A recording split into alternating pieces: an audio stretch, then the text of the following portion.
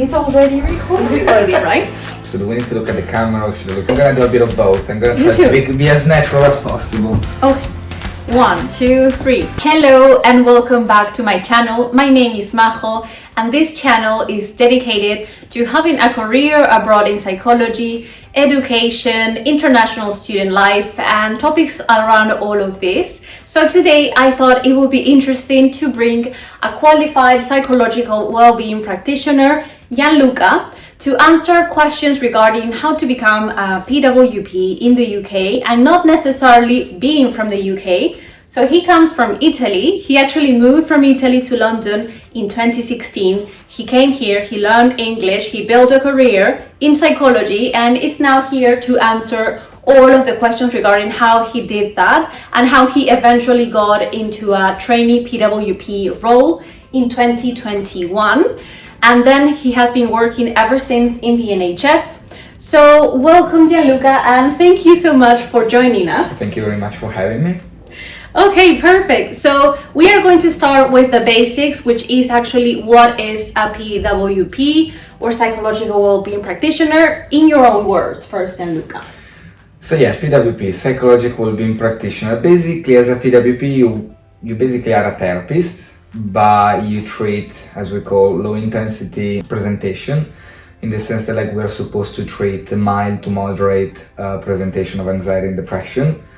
And with anxiety, I mean, for example, panic disorder, social anxiety, agoraphobia, also all the types of phobias. But again, they need to be like kind of mild to moderate, so like presentation should not be as severe. Only mild to moderate. And what about the age range? Age range, well, usually we treat from 17 until, there is not like onwards. a limit, onwards. 17 because it's the limit of like at least like to access adult mental health care, because before is basically comes before the age of like 17.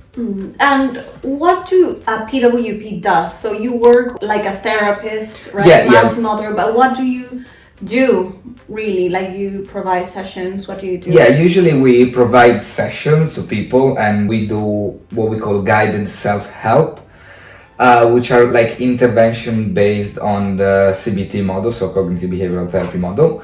It's not like a proper, like for example, full psychotherapist job, because again, let's remember it's guided self-help. So we're more like guiding people. We're like teaching skills and techniques to people on how to better cope with the symptoms. Guiding them on ways of how they can help themselves. Yeah. I mean, the aim of CBT in the end is like teach you skills and techniques so that in the future you can become your own therapist, right? For example, to give you an idea of how session are structured, at least in our service, because for each service is different, I work in Croydon, there are like 6 sessions plus the assessment. And each session lasts for half an hour. They can either be via telephone, video call, or in person. Because again, we're not going, for example, into, digging into people's past and everything. We're focusing more on the here and now, okay? So this is your problem at the moment. You're struggling. You experience this, like, depressive episode. So how can we, make you feel better now? So it's also short term, I guess. Yes, it's very short term. It's 6 sessions, and that I think is because of the aim of IAPT. IAPT is increasing access. What else? IAPT is increasing access to psychological therapy. Okay. And basically it's been established, I think, in 2008. And the aim was to kind of help you, because basically the government look at the fact that untreated people with anxiety and depression. The wait list was so long. There was a lot of waiting lists, but also like in the end it was also costing the government a lot of money, However, by providing brief psychological intervention, for example, they reduced that. They reduced the waiting list, but also they kind of like in terms of like cost effective for the government, it was very beneficial as well. So now that we have a broad understanding, because I assume there's so many details about this role, maybe people will be interested in knowing actually your own career journey. Yeah. So it's very different, obviously, from each person to person. How to become a PWP is pretty much the same for everyone, but we might be interested in other internationals, perhaps knowing how Gianluca came to become a qualified PWP after coming here to London and actually not knowing English at first. So can you explain that? So I came here in 2016 and as you said, like I didn't know any English. I had barely any experience with working in general. I only worked with social services when I was in Italy for a year. You were 21. Yeah, I was 21 at the time, and I wanted to do university in Italy, but again, career prospect in Italy very, very, very different. So again, like one day, I just decided I came here, and first I worked as a bartender, like just to find a job, but also to learn the language. You took classes alongside bartending? Yes, the first months, but to be honest, it was kind of pointless because you learn more on the job. Yeah, on the field, absolutely. First worked at Frankie Benny, and after I started working in Via One because I really like my job as a bartender, so I want to specialize my skill on that as well. And while working as a bartender, I was still studying English, so literally, like, I remember that when I was coming back from work, it was like 1 hour and a half journey, like London life. Before, in 2016, since Gianluca was from Italy, he could work basically whatever he wanted in the UK before Brexit. Yeah. So he used his Italian passport to work as a bartender and you have didn't require English. any visa, or well, at least for my side, because obviously I was from Europe, and but there was not the thing about like pre-settled settlement status, sponsorships, nothing like this. And literally I arrived and applied for the national insurance number, and that's it. Yeah. And then you were thinking maybe I will study psychology. Because again my goal was to study here. After 1 year and a half, I applied for uni because I was waiting for my English level to be enough. And I how much did you need to do the IELTS test? That was 6, just a 6. St. Mary's University, lovely university by the way. It didn't require such a high level of English. 6 out of 9 was enough for you to get onto undergrad at St. Mary's University to study psychology. Yeah, psychology degree. Yeah, absolutely. And after that, I did like 3 years, but obviously, because here when you do the first year, it doesn't count. So, the first year I was still working part-time. I remember I was doing 25 hours in the bar. Part-time bartending, full-time studying psychology. Yeah, well, part-time because it was 24, 5 hours, 24, 25, but it was still challenging, Second year then, obviously, I reduced my hours as a bartender. I was doing 3 jobs at the time between placement and everything. The second year, actually, there were some modules in our university that gave us the opportunity to start placement. Which you needed in order to graduate, I think? No, it was completely optional. 100%. But because I knew that here was very career focused, and they really care about the experience that you have. So I was like, okay, let's start building some experience. So in my first semester, I worked for children with special needs, also working part-time as a carer for elderly people with dementia. So you already started building your career in mental health. Yeah, exactly. Helping people with mental health. And I tried to kind of work in different settings as well, and which is why in my second semester I actually worked in a charity with adult people with mental health problems, and kept working for children with special needs throughout the year, still being a bartender on the weekend. Second year. Third year though, it was my dissertation, COVID happened, so you couldn't do much. So I was just basically studying. Finished my undergraduate, I went straight away into my master in mental health studies at King's College. Most of the unis are doing this as a master. They were offering this kind of module to literally giving you experience as a honorary assistant psychologist. So in your masters, they were giving you the opportunity to have a work experience as an honorary assistant psychologist. And so basically for the first semester, they were kind of training you and everything. Second semester, you could choose the placement where you wanted to work. Oh, that's interesting. How long did this master's at King College? It was 1 year. Again, you were doing different modules, right? You were mental studying, neuroscience and things like that. But one module was dedicated to placement. And that was super helpful. But again, a lot of masters now they're doing that because I can see that even now. Placement. Yeah, absolutely. Because again, it's extremely helpful. It was extremely helpful for me. Yeah, to build your CV. Yeah, exactly. Because I worked as honorary assistant psychologist in secondary mental health services. Because again, IAPT is primary care, which is again for mild to moderate presentation. After for personality disorder, psychosis, very, very, very complex presentation, complex PTSD. And things like that, you need to go to secondary mental health services. So all of that were building your skills in order to at some point apply and do traineeship of PWP. Yeah, exactly. Well, I didn't know at the time that I wanted to be a PWP because again, everyone who starts doing psychology here, they're like, okay, I want to do a doctorate, I want to do a doctorate. But the thing is, there is not just a doctorate, and I actually found out about this thing about PWP during my master because I was doing my dissertation project with my colleague. So you just found out during your master's? Yeah. PWP was an option. Because it was a PWP. And it was like, look, there is also this. And I was like, okay, let me look into it. And it's actually like a very first step for you becoming a therapist, you know? I was like, okay, you know, let's apply for that. It is very competitive, but not as competitive, for example, as the doctorate. And again, it gives you like a qualification, right? Yeah. So I was like, okay, you know, I'm gonna start this because again, my goal was to become a clinical psychologist. Okay, I didn't ask you that. So you, as a lot of people in psychology, wanted to be a clinical psychologist. Wanted, yeah. Now this has changed. Goal can change. Yeah, exactly. But because again, just to carry on with my progression, after I'm gonna pass on to why I kind of decided to change this. I started my PWP course then after the master in Croydon. For those who don't know what a PWP course is, what does it entail? It's funded, right? You study, you get paid, and then you get a qualification. Can you explain a bit more? It's basically like last 1 year, I studied at UCL, and so it's like a paid job. You need to work and study at the same time. It's not like a master's again or an undergrad. It's a postgraduate diploma. It's a postgraduate diploma. It was after like you're qualified as a psychological wellbeing practitioner to work here in England in NHS. Throughout the year, you need to kind of like see patients, learn like about the different presentation and how to treat them, but again, with guided self-help. After like, you need to pass, obviously you have exam, assignments, lots of tapes and role plays to do. So after all 2021, you got your qualification? Yeah, I got it I think in 2022. When you got your qualification, you started working as a qualified PWP, which is the stage what we are right now. So for those wondering if PWP route is actually worth it, would you say it's worth it? What are your plans, or how has your career progression been since then, since you first qualified? So I think it depends about the person, about what your goals are. There are pros and cons about being a PWP, in the sense that like it's very challenging because you need to see so many people, so many different, you know, sometimes they can actually be very complex, even if we are supposed to take mild to moderate. Yeah, sometimes they are very, you know, difficult. It is extremely rewarding, even though it's challenging. So I don't regret what I did.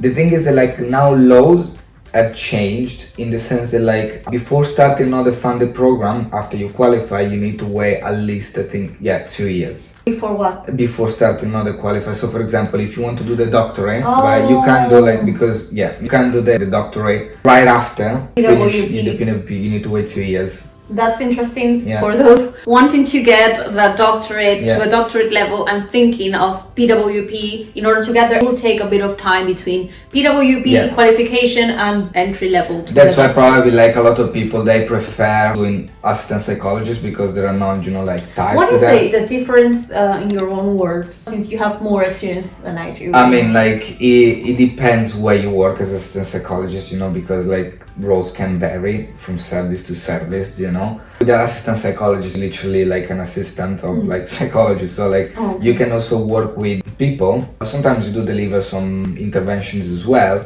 Sometimes you're also involved in research. As a PWP, you're not involved in research, it's purely clinical work. Purely deliver. Yeah, we have like, for example, assistant psychologists in our service. In our service, what they do is like sometimes they analyze data.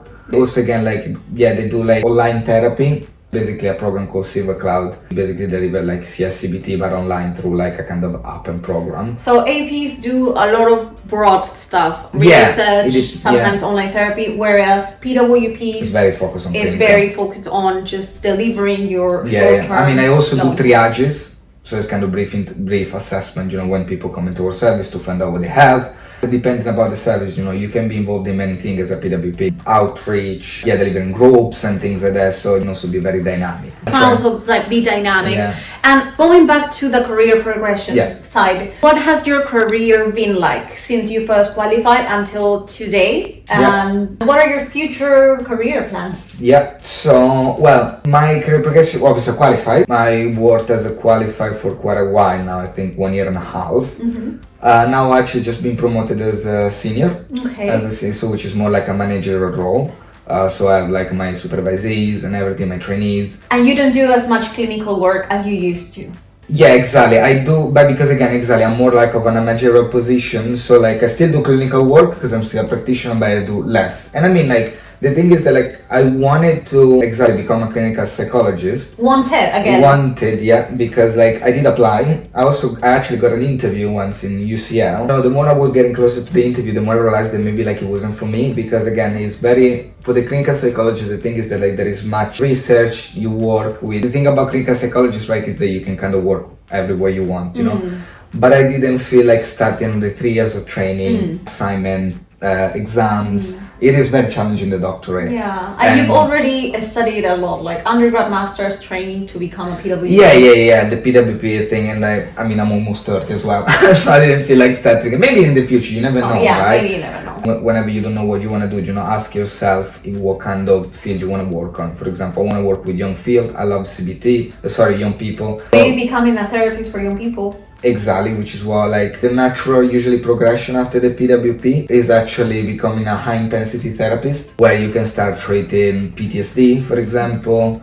You can start more complex stuff, like OCD, social anxiety, low self-esteem. It's still CBT, right? So it's not like the classic psychotherapy counseling where you go and dig into the past. But like again, still you can do still this kind of longitudinal formulation where you look at the people's past, see how they're affecting now, you know, like the maintenance cycle, the CBT. Is that something that you would like to pursue? I will do it. I will. Becoming like a high intensity CBT therapist for young people. You know, you become a high intensity therapist, you know, the course is 1 year. Another course. Yeah, you get another postgraduate diploma. But after like you need to have the accreditation. And the accreditation is like to basically show that your work follows the standard of bodies that basically govern, you know, like psychologists and everything. It takes about 1 year to get like a full accreditation. Okay, so you're working towards that, or you're thinking to work towards that in the near future? Yeah, I think I will apply, because again, to become a high intensity therapist, you need at least 2 years of qualified job, like qualified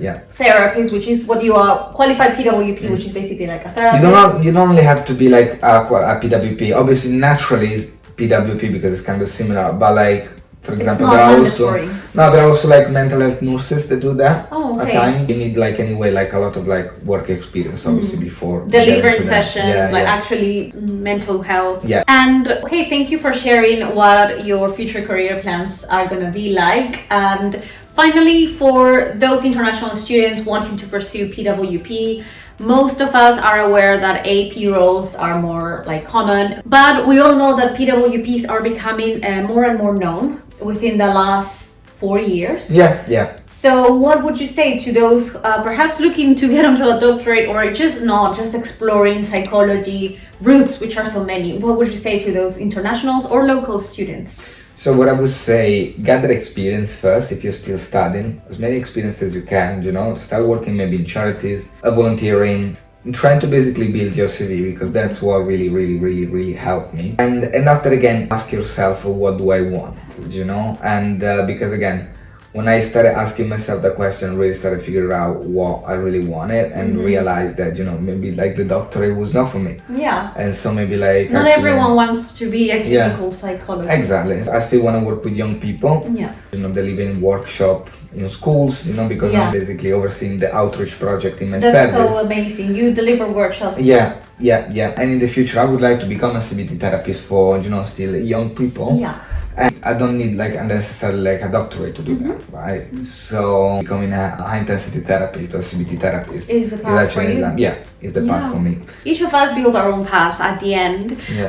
So thank you so much, Gianluca, for joining us in this little Q&A. I hope it inspired internationals, locals out there wondering about the different psychology routes, and particularly the PWP route, and especially for someone that is not necessarily from the UK, is not a local, how this route might look like for someone that came from abroad, so as an international student that is. I hope this was useful.